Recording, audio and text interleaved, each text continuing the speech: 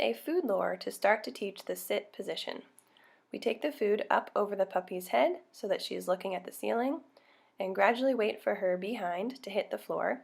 As soon as she's in that sit position, we're going to reward her with food and then click and release her out.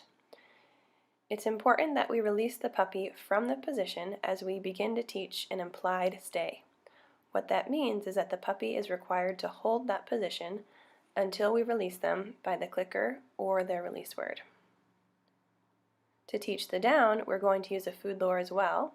We guide the puppy into a sitting position first, then we gradually have them follow the food with their nose down to the floor, ideally guiding their nose in between their two front paws until their elbows hit the ground. With both the sit and the down, we want to make sure to reward the puppy in the position so that they aren't breaking the position to try and get the food from our hands. When the puppy is quickly and confidently going into position, we are then ready to name the behavior. We don't name any behavior until we absolutely love it.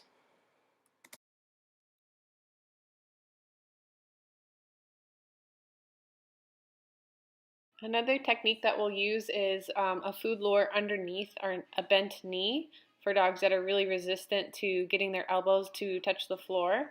So you'll see that by guiding the dog under the knee, they kind of have to crawl. And once their elbows touch the floor, you can guide them forward just a little bit more until the butt hits the floor as well. And then you can feed and reward, then click and release. Let's take a look at a few more examples. Right? So we use the clicker to release him from that position. So we use implied stays with sits, downs, in place, as well as heel. There's lots of obedience cues that we use that we want to have the dog maintain those positions until we release them. So when we ask Louie for a sit or any other position, we want him to keep doing that until we release him. Good boy. Good boy. So I can say good boy and feed him, but that does not release him from the behavior.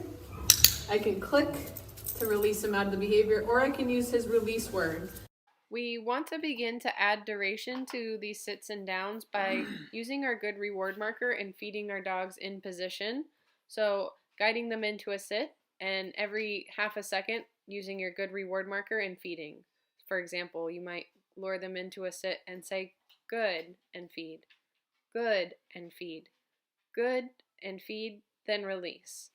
So you want to gradually add a little bit more time that the dog spends in these positions, and encouraging them, keeping that rate of reinforcement really high so that they don't release themselves out of that position before we've actually released them from position.